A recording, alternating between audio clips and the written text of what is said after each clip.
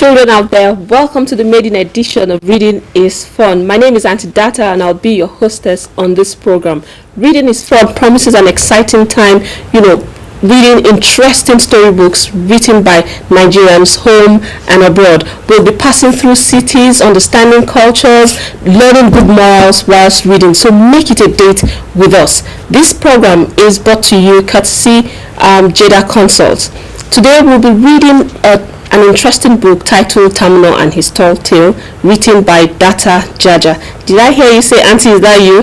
Yes, it is me. I wrote the book. And I'm not going to be reading alone. I have here with me Deba Osaware, Tammy Ray, and Fumi Isa Adejo. Welcome to the program. Thank you, Auntie. So children at home, get ready to listen to us, and we'll be right back.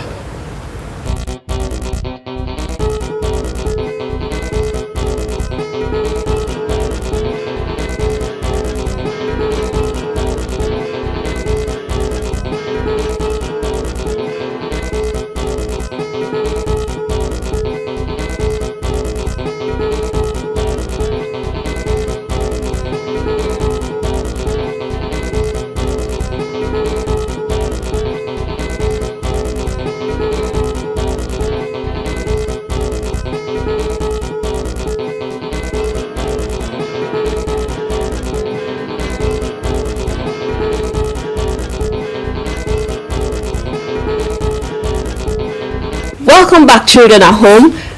Deba, would you like to start reading for us? Yes, Auntie. Thank you. Story. Once upon a time in the animal kingdom, there lived a tortoise called Tamuno. Tamuno had a beautiful wife called Sotonia, and he had 3 little children, Ayefa, Ene, and Ere. Tamuno and his family lived far away from the village because he liked his privacy and would not trade it for anything. Many times Tamuno's friend Bekowe the hare would tease him about his decision to live in the bushes and not in the village, where every other animal in the kingdom lived with their families, and Tamuno would always say, "We are happy where we are." King Perowe's announcement. One day, King Perowe the lion summoned everybody in the kingdom, including Tamuno the tortoise, who lived far away, to discuss a security report which he had received earlier that day from his security officers. The report was concerning the village experiencing shortage of food in the near future. King Perowe had asked the officers how soon, and they responded in less than 3 weeks. "Good afternoon, everybody," said the king as he continued. "I called you all to inform you that in the next few days we are going to experience shortage of food, and we do not know how long this will last." Before he could say anything more at the gathering, Balama, the wife of Soprinia the rabbit, started crying because she did not have enough food in stock for her family. Soon after, all the mothers in the kingdom started crying because they were in the same situation. King Perowe asked all the mothers to stop crying and pleaded with the families who have more stock of food to share with those who do not have enough, and on that note, he brought the meeting to a close. Sharing food between families went on as some animals asked others for food and some gave willingly, but the situation kept on deteriorating.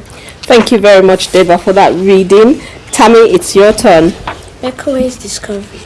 Bekowe the hare soon noticed that after the meeting the whole village held with King Perowe, Tamuno had not been to the village. He neither came to visit nor asked for even a grain of rice from any family.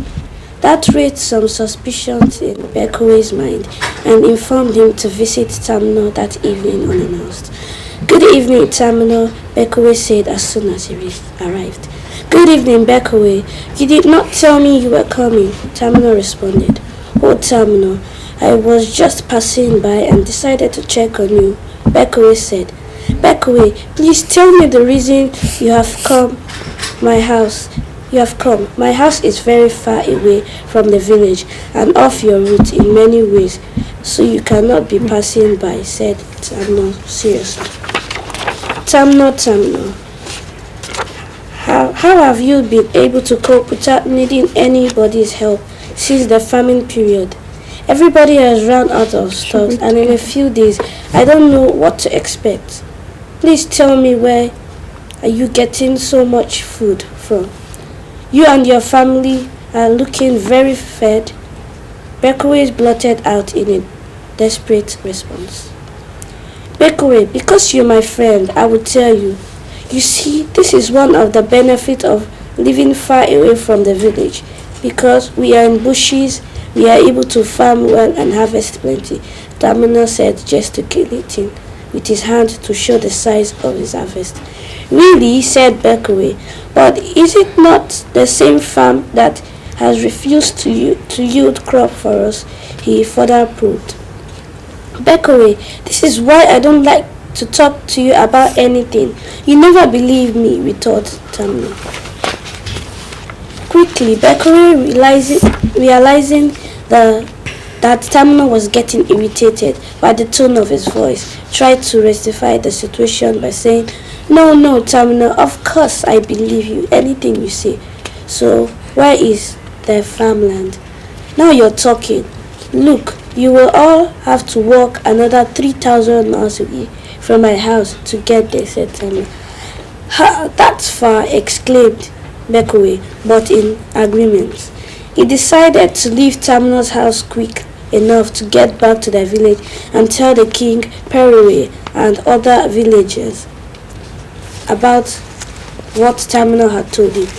What Bekwe the hare did not know that Furio the tiger knew was that Tamuno had lied to Bekwe about the fertile land 3,000 miles away from his house, and that Tamuno had an underground storage filled with all kinds of foodstuff that can last a whole village, like there is another one here. Soon after, Bekwe told his story to all, and Furio told the real story about Tamuno's tricks. King Perue became confused. He then asked everyone to go and think about how the issue can be resolved, and assemble again the next morning. This book is getting interesting, it's getting better. Let's go on reading. Fumi, please read for us. Read the next chapter. Nessa's game plan. Yeah. All through the night, King Perue searched in his heart what the possible solution to the puzzle could be, but he got no answers. By the next morning, Nessa, the prettiest bird in the village, came up with a fantastic plan with Balafam and Ayanten on how to make sure Tamuno the tortoise feels sorry for how he had treated them. They told the plan to the king and to everyone present. The plan was to divide the villagers into 4 groups and send them on a quest for 4 days. The first group went on the voyage the first day.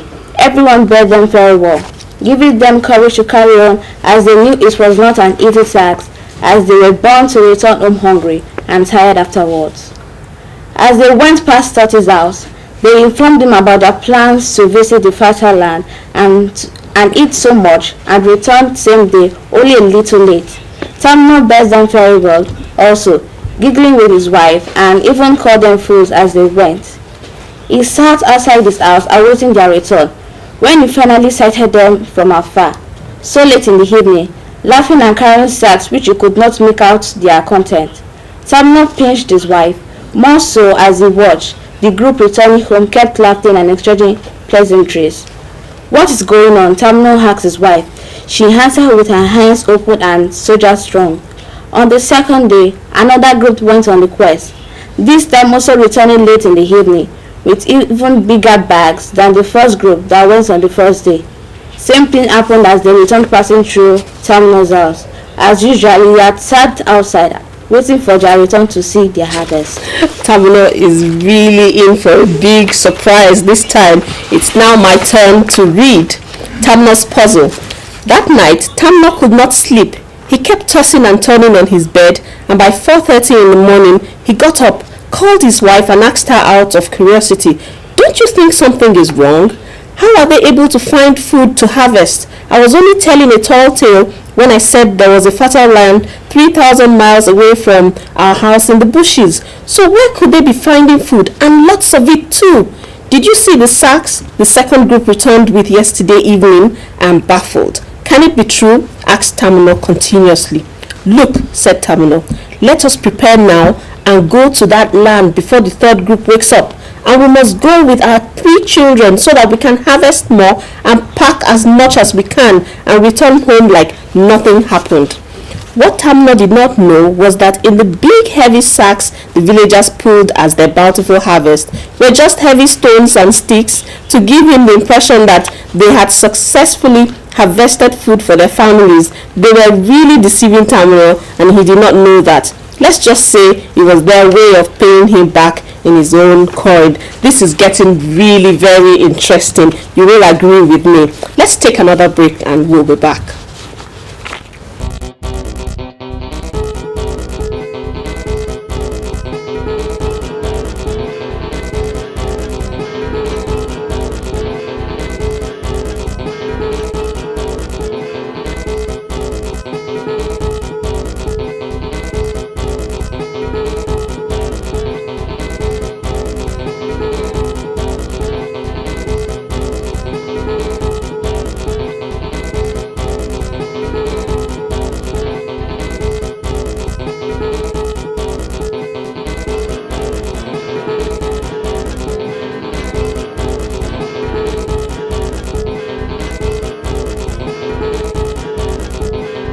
Story, and Deba, you're next. Yes, Auntie. Yeah. The Sweet Revenge. Little did Tamuno also knew that King Perowe and the other villagers had planned and assigned 2 security officers on guard to watch his everyday activities. As soon as the officers saw Tamuno and his family carrying large empty sacks and heading towards the fertile land as described by him, they went back to the village to inform the villagers. Certain strong and hefty animals were handpicked by the king to go and clear out all the food Tamuno the tortoise had kept in his underground store. They did this in less than 3 hours. The whole village then started celebrating and feasting again. All the sick animals were regaining strength. All the mothers were happy to see their children jumping and dancing around, well fed and healthy. King Perowe had to cancel the 3rd and 4th group's travel to the non-existent farmland that Tamuno the tortoise had told them about. Tamuno and his family were disappointed when they got to the supposed land and saw a thick forest with no food around. Even the orange tree there was bare. They even walked further than 3,000 miles in search of food, but saw none. Thereafter, they returned home very hungry, tired and dejected, only to find out that their home had been raided. This made them even sadder. 30 minutes after they returned home, King Perowe sent for them. Immediately they entered the village. There was a lot of rejoicing and dancing, and they began to wonder what was going on.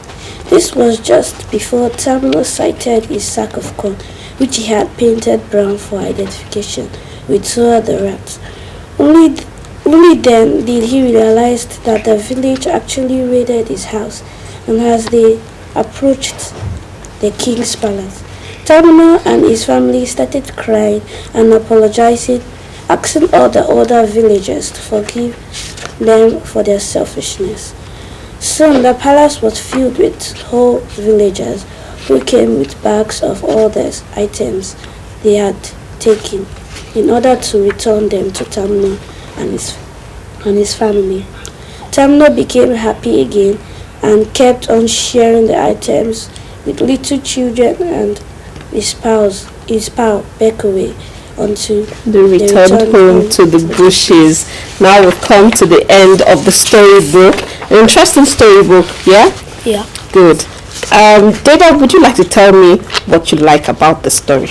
I liked it when he wasn't honest and then he redid his own, and the rat had the corn that he painted brown for identification, and I think that was very funny because he painted Tamuno, he painted the corn, which Tamuno must have been really, really stingy.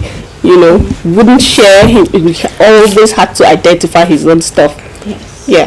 What about you? What do you think? Well, I guess I love the way the bird planned the revenge. The sweet revenge. That was really very good and very intelligent. And also the way they raided his house. I think that would teach me a lesson never to be stingy. That's a very good one. Okay.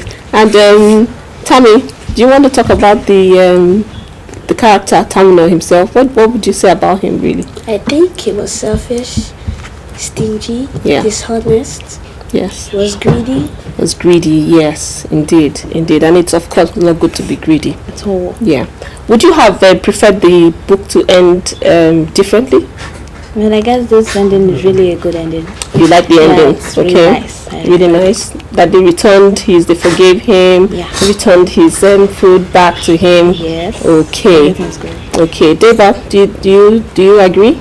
No, I think they should have eaten his food to teach him a lesson that he should really have shared his food, and I think the rat should eat the moose to make Tamuno angry and teach him a lesson. Okay, that's about reviewing a book and giving our candid opinion about the book Tamuno and his tall tale. We've come to the end of the reading, and I hope you listened and you enjoyed our reading. In the next episode, we'll be reading another interesting book, and I hope it will be your turn to read with me.